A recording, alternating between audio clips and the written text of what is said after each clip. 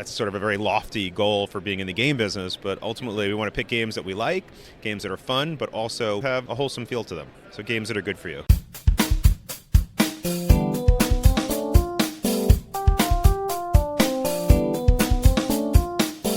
Welcome to Your Creative Mind. I'm Isolde Trachtenberg, and this podcast is all about using your innate creativity and mindfulness to build a life you love. Whether it's through writing, music, dance, theater, or any creative pursuit, we'll explore how to tap into your unique potential to transform your work, relationships, and daily life. Through inspiring conversations with world-changing artists, entrepreneurs, and innovators, or actionable insights in my solo episodes, you'll learn how to focus your energy, ignite your creativity, and bring more joy and purpose to everything you do. Hey there, this is Isolde Trachtenberg for the Your Creative Mind podcast, reminding you that this is a special episode. I am at Toy Fair 2025 at the Javits Center, and I'm talking to amazing entrepreneurs and business owners who are creative at their heart because they are making amazing games and toys for people to learn with and be entertained by. I am here with Andy Quartin and Ted McGuire from Thames and Kosmos. And you remember that I am very great friends with John Cooper, who is the designer of the game, which is one of my current favorite games. It's put out by Thames and Kosmos, so I'm going to talk a little bit about that. But I'm going to introduce you both. I'm going to introduce you to both Andy and Ted immediately. I'm going to ask you, why games? What about games makes you go, yes, this is what I want to do? And Ted, since you're the one who started the company 25 some odd years ago, I would love to ask you that question. What made you go, okay, this is the thing that I'm inspired by and that I want to do? Thank you. Yeah. I'm just going to tell it like straight. The real truth of the matter is, we started distributing science kits in the year 2001. We grew out of a science museum called the Thames Science Center, and we had heard about this amazing German publishing company called Kosmos in the late 90s, so we wanted to distribute their products in the U.S., and so we started doing just science kits for 15 years. Kosmos, a German publishing house, also had this amazing line of games that originally we weren't as interested in. Like when we first started, we were very focused on STEM, science learning, informal science education. It wasn't until, the STEM business had developed nicely and we felt like we had solid footing in that space that we started looking to expand into other categories to, you want a company that has differentiation in categories. So if one year science is a little down, then you have a good game year, or games might be down, you have a good year in magic, or, So part of it was that, just good business sense. And honestly, I had to develop more. I think my passion for science was already in-baked because I grew up in a science museum with a mom who was a science museum director, and I, was sort of I did mechanical engineering in college, very science-minded to begin with. The game part of me had to be a little bit more developed, over the years. I've always considered myself like maybe more of a maker than a gamer, but now as we've been doing more making of games, I've developed my gamer persona, figured out what games I like, which ones I don't like. And so this is a very long answer, but no long answers and no wrong answers. And hopefully you edit some of this, but the no editing, okay.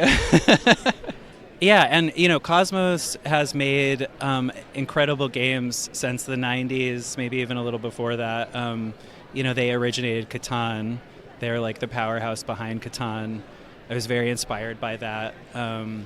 I love Catan, and we wanted to bring more of their great games to the U.S. market, and that's what we've been doing. I'll let Andy also answer the question. Thank you, Isolde. Thank you, Ted. Yeah, so when I got to the company I got here in 2013, and Thames and Kosmos in the U.S., we were only in science kits at the time, but we had just merged with Kosmos out of Germany, and Kosmos had this incredible, just beautiful game line anchored by Catan, but also many other games like Ubongo and Legends of Andor and just all these wonderful game brands. And we knew there was a big opportunity in the United States, and we love playing games, and many people at our company were really excited and passionate about games. But so when we first started, the idea was let's start with the 6 best games from Germany that we can bring in and adapt for the U.S. market, that we felt, one, challenged the mind, brought people together, encourage fair play.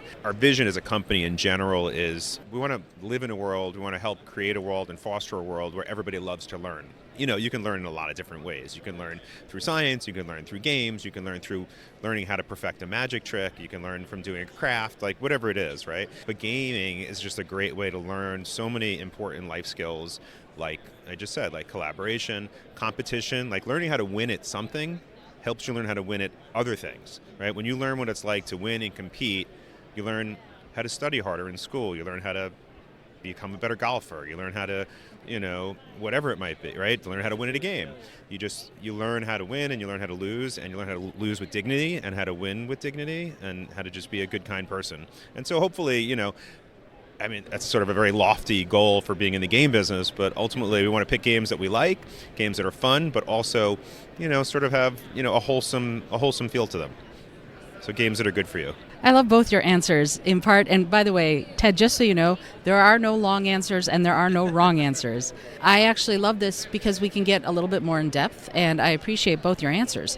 One of the things that as I'm listening to you both, I'm kind of going, okay, so you're seeing these games come to you, designers might pitch something or something like that. What is the process for you all? You mentioned, Andy, games we like, games we might want to play. But what is the process? If somebody pitches a game to you, how do you define a game that you want to bring into your house and you want to be the ones who bring it out into the world? We've been doing games for a shorter amount of time than our parent company, Kosmos, in Germany. So most of the games are created or published by the team on the German side at Kosmos. But we've been, starting to flex our muscles in that area, publishing our own games out of the U.S. office here, out from Thames and Kosmos. So we're developing what the answer to your question is now. Like, it's sort of in flux. Like, how, what is our approach to, what is our strategy for what games we're looking for and what we're not looking for? It's a little bit, it's a little open-ended right now. So we're open to a lot of things. We're looking at a lot of different types of games and testing a lot of different things and trying to figure out what are the guides, trying to narrow in more for the future. But, a lot of it is like, if a game comes to us, I think one of the first questions we ask is like, should this go to the Kosmos games team because it's more of a, it's more in their wheelhouse. This would be good for Kosmos to see and for their editors to evaluate and are they the better team to look at this? Sometimes we think, oh, this is more of a US focused game. Like we sort of have a sense of what might work in Germany versus in the US. And so for some games we'll say, oh, let's test this here in our office with our play testers, and we'll bring games just out. We do kind of informal play testing with our friends and family, and then we go through a series of gates of like, can we market this? Can it be the right price point? Like, I don't know, is the license deal going to work out? There's a million criteria to bringing a product to market, and a lot of products don't pass through all those gates. Eventually we get to a viable product. Thanks, Ted. I could add to that.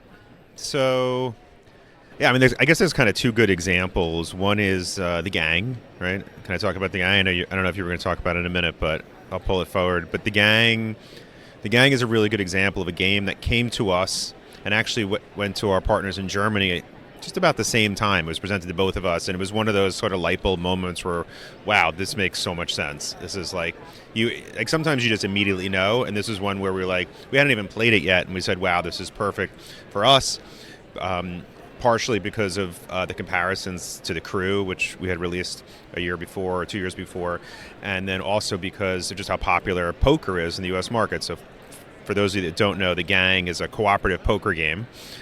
Think cooperative Texas Hold'em, and one of the most brilliant things about it that struck us immediately is like, I don't know if you play poker, but if you do, you know that it's mostly only fun when you're gambling, when you're betting. It's the betting element that kind of makes it fun. And so when you sit around the table with your family and you try and play a game of Texas Hold'em, it just doesn't have the same feel as it does, and you don't get that same feeling you get as if you were gambling on it. And then, you try and do it with jelly beans or pennies, and it's just not quite the same thing. And this really solves that problem perfectly. You can now play poker with your friends and family in a cooperative way, where instead of playing each other, you're battling the bank, and you have the same exact feeling that you get from playing Texas Hold'em if you were in a Texas Hold'em tournament or in a cash game or whatever it might be. But now it's a wholesome way to play it, where you're working together. And so the gang came to us, and it was then further developed in Germany with our colleagues in Germany, the editors and the game designers there, and along with Kory and John, of course, and then we released it here in the United States. And then, like, kind of on the other side of it is a game like Dice Words, which is a U.S. developed game that we developed with an author named Tim Phillips. And when it was presented to us by Tim, what is it, about a year and a half ago at this point? About a year and a half ago, it's like another thing where you just automatically knew, wow, okay, it's a word game, it's dice, it's like Yahtzee meets Scrabble. Yeah, that sort of checks a lot of boxes for us. Now let's play it. Let's see if it's fun. And in that specific example, I gave it over to Ted. Ted looked at it, and he sort of had the same exact feeling as I did. And then he started playtesting it with a whole group of people, and everybody who playtested it said, "Wow, this is great." And so it wasn't one where like you immediately knew like that this is going to be awesome, but like you saw it and you said, there's something here. Let's check it out and go deeper. And then and then on the other side, like Ted mentioned, our partners in Germany will develop games, and they have a long pedigree of developing very successful strategy games out of Germany, and they do a nice job at presenting us with games that we know are well thought out and that the gamer consumer is going to really enjoy. Yeah, and so it's really a lot of different paths. Ooh, thank you for those answers. I love that. What you seem to be doing is a couple different things. You mentioned with the gang that it's about winning gracefully and losing gracefully, but it's also, of course, about cooperation. But one of the things, going back to sort of your origins, if you will, is this notion of having fun learning and making learning fun. And so I want to ask you, because it's not just, like I could talk about the gang. John and I just had an entire hour and a half long conversation about the design of the gang, because he's going to be on the show. Here's the thing though, the gang is just one, and I'm looking around the booth here at Toy Fair, and it's just one of many games. But so many of these games I'm looking at, I'm like, oh, you learn something from this game, you learn something from that game, you'd have fun doing this but learning at the same time. So I would love to, like, just the Kids Telescope is phenomenal for me, because it foments curiosity. So I would like to ask you right now, what is it that you're curious about? Could be about games, it could be about something else, but what has your curiosity right now? And Andrew, why don't we start with you? Thank you. That's a great question. And it's funny you point out to the Kids Telescope and Astronomy Set, because that actually is a partnership with another podcast, the podcast called Wow in the World, with Guy Raz and Mindy Thomas. Anyway, we partnered with a podcast to make a line of science kits. So it's great that it's like a very meta moment. We're on a podcast talking about a toy that partnered with a podcast. So what makes me curious? Oh gosh, I'm curious about everything. I sort of live curiously, and it's probably like my curse. It's right there. Hi. Welcome to Toy Fair. You never know what's going to happen at Toy Fair. Anybody can pass by at any moment. We're currently at the Jacob Javits Center, and if you are a curious person and you come to the Javits Center and walk around, you will be like a squirrel in Central Park. There is really no shortage of things that make me curious, and I think that's why I was sort of drawn to this company, Thames and Kosmos, to begin with, because it really allows kids to unlock that curiosity. And on any given day, I'm curious about something else. Today, I'm curious about what's going to happen with tariffs, and how we're going to solve that challenge to make sure we keep products affordable for the U.S. consumer. And I'm curious about what Ted's going to ask. I'm curious what Ted is curious about.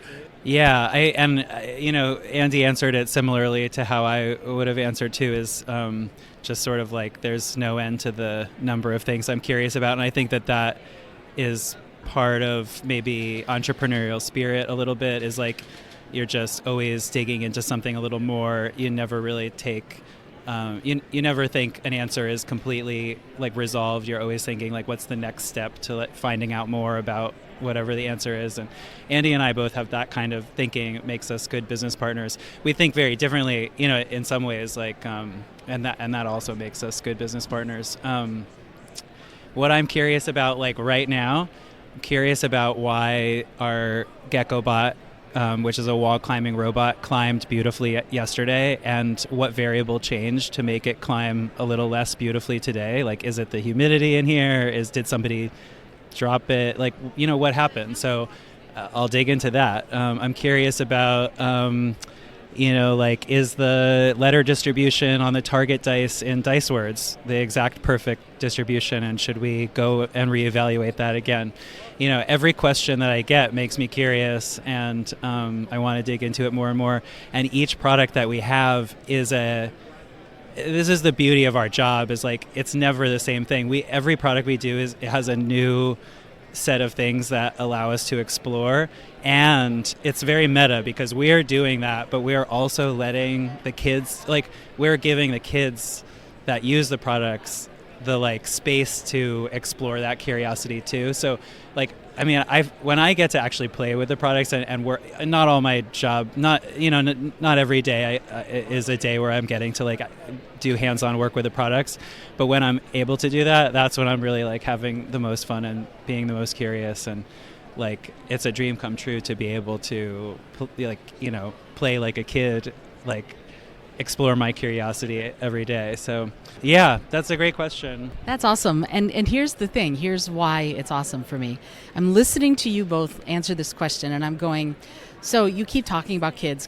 And I'm like, no, adults too. And you two embody that, right? You embody curiosity, and bringing the kinds of toys and games to market that you're bringing allows people of all ages to hone in on what's making them curious. For you, of course, it's the products. You're at Toy Fair, but then there are other things that are going to make you curious. And so I'm really grateful that you two are doing the work that you're doing, and your whole company is doing the work they're doing, because I play your games.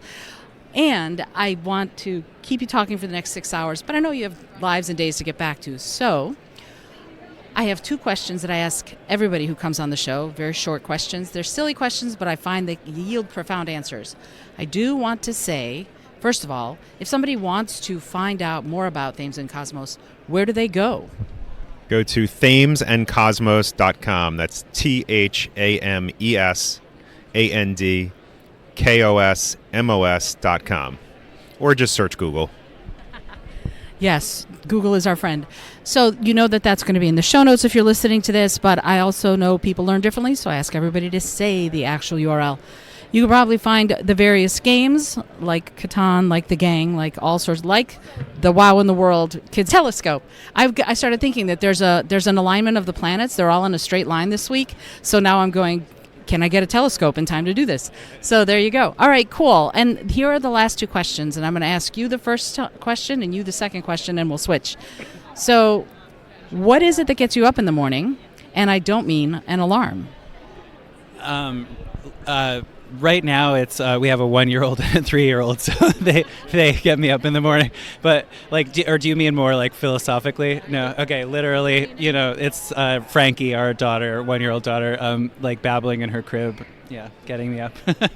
What gets me up in the morning? I like to try and greet the world with open arms every day, because you never know what's in front of you that day. You never know what you're going to experience. So I think it's the curiosity, actually, going back to that question. It's, you don't know what's in front of you that day, and what challenges you're going to face, and what opportunities are going to come before you, and the opportunity to live something new every single day, some new adventure, some new experience, meet a new person that I'm going to have a moment with, that is then going to be a memory. And because at the end of the day, what do you have at the end of, in the later years in your life, what do you have? Like, it's not your personal possessions, it's the memories that you had from moments, from the people you met and you experienced them with. And so I think it's making memories is, I think, what gets me up in the morning. I love that answer, both of your answers. That's great. And again, no wrong answers, no long answers. This is phenomenal. So here's the last question, and I'm going to start with you, Andy. And the question is this: if you had an airplane, environmentally friendly, of course, that could skywrite anything for the whole world to see, what would you say? Be kind! Exclamation point. You're going to know in a minute why that is one of my favorite answers. Yeah, that's a better one. The first thing that popped in my head was trust science, but I like Andy's better. But I think maybe the combination of the two is okay. So, but yeah, be kind is even better. Yeah. Repeatedly following the scientific method, be kind, and trust science. I love that. I worked at NASA for many years, so I'm right there with you.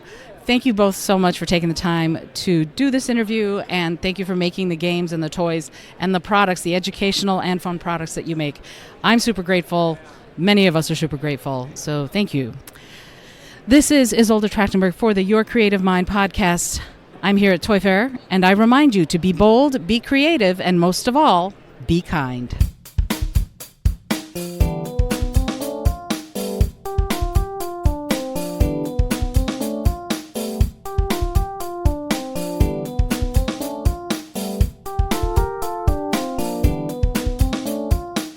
Thanks so much for joining me today. I really appreciate you being here.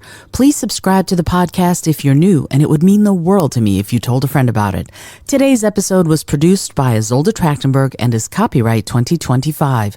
As always, please remember this is for educational and entertainment purposes only. Past performance does not guarantee future results, although we can always hope.